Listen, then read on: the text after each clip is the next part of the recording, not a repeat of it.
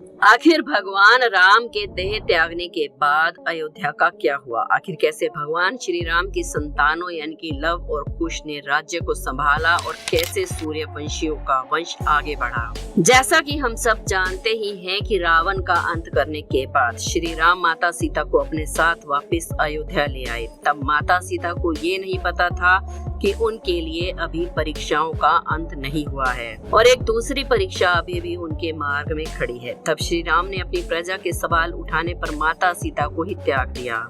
नमस्कार दोस्तों, एक बार फिर से स्वागत है आपका हमारे चैनल अनोखी दुनिया में। अगर आपने अभी तक हमारे चैनल अनोखी दुनिया को सब्सक्राइब नहीं किया है तो जल्दी से कर लीजिए और कमेंट्स में जय श्री राम जरूर लिखें। जब माता सीता का रामचंद्र जी ने त्याग कर दिया तो वो वाल्मीकि जी के आश्रम में चली गई, जहाँ उन्होंने अपने 2 बेटों को जन्म दिया जिनका नाम था लव और कुश। लेकिन इतना सब होने के बाद भी ये कहा जाता है कि माता सीता के पति श्री राम का प्रेम उनके लिए कभी कम नहीं हुआ। उन्होंने सीता को त्यागने के बाद कभी भी दूसरी शादी नहीं की, यानी कि किसी दूसरी रानी को कभी घर लेकर नहीं आए। वे सीता की अनुपस्थिति में उनकी कमी को पूरा करने के लिए अपने साथ यज्ञ में एक सोने की मूर्ति यानी कि सोने की सीता जी बनाकर उसे बिठाते थे। सोने की मूर्ति इसलिए क्योंकि सोने को सबसे पवित्र माना जाता है। आइए अब जानते हैं, जब भगवान श्री राम ने राजपाट छोड़ दिया तो उसके बाद रघुवंशियों का क्या हुआ? आखिर किसने शासन किया भगवान श्री राम के राजपाट छोड़ने के बाद? कुश अपनी सेना के साथ अयोध्या आए और उन्होंने वहां पर शासन संभाला। उन्होंने हुमादवती से विवाह किया और अदिति के पिता बने। उसके बाद अदिति के पुत्र हुए निषाद और निषाद के पुत्र हुए नर। नर के बाद उनके पुत्र थे नव और इस तरह से वंशावली आगे बढ़ती गई और बढ़ते बढ़ते पहुंची महाभारत काल तक। महाभारत काल के राजा थे वृंदबल। इतिहास में वृंदबल का जिक्र कुश की 50वीं पीढ़ी के रूप में किया जाता है। भगवान श्री राम के ही वो वंशज थे। उन्होंने कुरुक्षेत्र के युद्ध में कौरवों की ओर से युद्ध लड़ा था। जी हाँ, आपने बिल्कुल सही सुना। हमेशा धर्म के पथ पर चलने वाले भगवान श्री राम और उनके वंशज वृंदनल कौरवों की तरफ से पांडवों के खिलाफ लड़े थे। इसके पीछे की कहानी भी बहुत इंटरेस्टिंग है।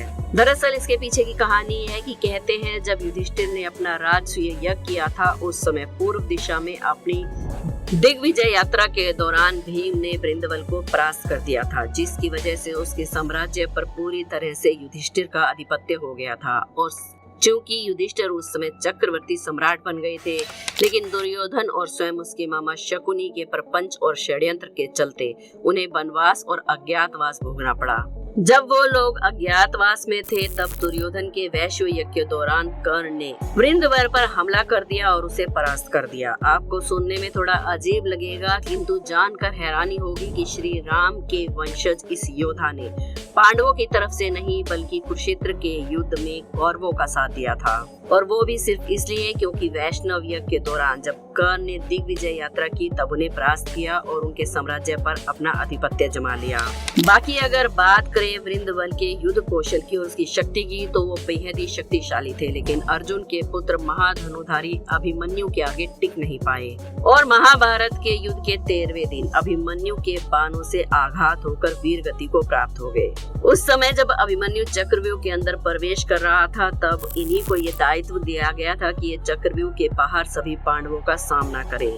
लेकिन उस समय अभिमन्यु इतनी तीव्र गति से आगे बढ़ता हुआ विनाश करता हुआ चक्रव्यूह को भेदता चला गया। बाकी आप अगर इनके बारे में और अधिक जानना चाहते हैं तो इस पर भी हमने वीडियो बनाई है जिसमें आप विस्तार से वृंदवन के बारे में जान सकते हैं कि उन्होंने क्यों पांडवों का साथ न देकर अधर्म की तरफ साथ दिया, जो कि हमारे चैनल अनोखी दुनिया पर मौजूद है। आप जाकर देख सकते हैं, जहां पर आप महाभारत का पूरा वृतांत जान सकते हैं। अब चलिए वापस आते हैं आज के अपने टॉपिक पर। हमारे पुराणों में भरत, लक्ष्मण और शत्रुघ्न के भी दो पुत्रों का जिक्र मिलता है। भरत के 2 पुत्र हुए ताश और पुष्कर, वहीं लक्ष्मण जी के पुत्र थे चित्रांगद और चंद्रकेतु। शत्रुघ्न के पुत्र हुए सुबाहु और शूरसेन। कहते हैं मथुरा का नाम पहले शूरसेन ही था। जब भगवान श्री राम को वनवास मिला और उस समय में भरत जी का राज्याभिषेक होने वाला था, लेकिन भरत जी नहीं माने। उन्होंने दक्षिण कौशल प्रदेश में कुश को और उत्तर कौशल प्रदेश में लव का अभिषेक कर दिया। भगवान राम के काल में भी कौशल राज्य उत्तर कौशल और दक्षिण कौशल में विभाजित था। कालिदास के रघुवंश चरित्र के अनुसार भगवान श्री राम ने अपने पुत्र लव को श्रावस्ती और कुश को कुशवाली का राज्य दिया था।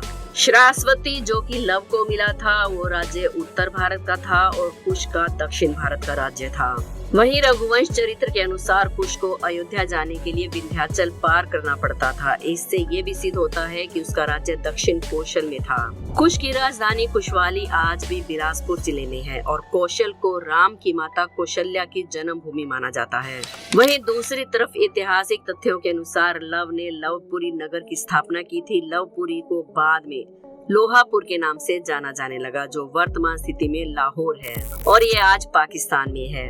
यहाँ तक कि इनके किले में लव का एक मंदिर भी बना हुआ है। दक्षिण पूर्व एशियाई देश लाओस, थाई नगरी लोहपुरी दोनों ही उनके नाम पर रखे गए थे। ऐसा माना जाता है कि इसके बाद लव के वंशज गुजरात चले गए और मेवाड़ में जाकर बस गए जहां इन्होंने सिसोदिया वंश की स्थापना की। शायद यही कारण है कि मेवाड़ का राज प्रतीक भी सूर्य है। साथ ही ये भी कहा जाता है कि लव से राघव राजपूतों का जन्म हुआ जिसमें बरगुजर, ज्यास और सिकरवारों का वंश चला। दूसरी शाखा सिसोदिया राजवंश की थी जिसमें पैछार और गहलोत वंश के राजा हुए। कुश ने कुशावली राज्य की स्थापना की जो कि छत्तीसगढ़ राज्य में बिलासपुर जिले में है। कुश ने अपना राज्य पूर्व की तरफ फैलाया और ऐसा भी माना जाता है कि थाईलैंड के राजा इसी वंश के थे। शायद इन्हीं कुछ कारणों से थाईलैंड के राजा को आज भी राम की उपाधि देने की प्रथा यथावत है। साथ ही कुश ने कुशावही यानी कि कच्छ राजपूतों का वंश चलाया। इसके अलावा मौर्य सैनी संप्रदाय की स्थापना कुश के वंश से ही हुई। जेबी मित्तल की किताब हिस्ट्री ऑफ अथॉरिटी इंडिया के अनुसार कुश की मृत्यु एक असुर के वध से हुई थी। इसके अलावा ये भी कहा जाता है कि लव और कुश में से कुश का ही वंश आगे बढ़ा। इसी कारण कुश के ही वंशजों का वर्णन ज्यादा इतिहास में मिलता है। पुराणों में 30 दूसरे सूर्यवंशी राजाओं का भी जिक्र मिलता है जिनमें से एक का नाम गौतम बुद्ध भी है। सूर्यवंश के अंतिम राजा के रूप में राजा सुमित को ही माना जाता है जिन्होंने नंद वंश के संस्थापक पद्मनाथ को हराकर अयोध्या को अपने कब्जे में ले लिया था और ये समय ईसा पूर्व से 262 से लेकर 420 तक रहा होगा। जब अयोध्या के राम मंदिर वाले मामले पर सर्वोच्च अदालत ने पूछा कि क्या राम के वंशज आज भी अस्तित्व में हैं, तब जयपुर के राज परिवार में से दिया कुमारी ने पत्रावली के जरिए कुछ सबूत पेश किए जिसमें अयोध्या के सभी राजाओं के नाम कर्म अनुसार लिखे हुए थे और इसमें राम के वंशज के रूप में 289 नंबर पर वंशज अमर जयपुर के सिवाई राज सिंह का नाम था और इसी क्रम में 307 वंशज के रूप में दिया कुमारी के पिता महाराज भवानी सिंह का नाम मिलता है। राजकुमारी दिया एक भारतीय राजनीतिज्ञ हैं और वर्तमान में लोकसभा सांसद हैं। तो इस तरह से आज भी ये वंशावली चलती आ रही है और आगे भी चलती रहेगी। हम भगवान श्री राम के ही अंश हैं क्योंकि हमारा भारत अखंड भारत है। इसके बारे में आपका क्या विचार है हमें कमेंट्स में जरूर बताएं। वीडियो पसंद आई हो तो एक लाइक जरूर करें। हमारे चैनल अनोखी दुनिया को सब्सक्राइब करके बेल आइकन को प्रेस करना ना भूलें। वीडियो को अपने दोस्तों और रिश्तेदारों के साथ व्हाट्सएप और फेसबुक पर ज्यादा से ज्यादा शेयर करें ताकि वो भी श्री राम के वंशज होने का गर्व महसूस कर सकें। कमेंट्स में जय श्री राम जरूर लिखें। कल फिर मिलेंगे एक और वीडियो में।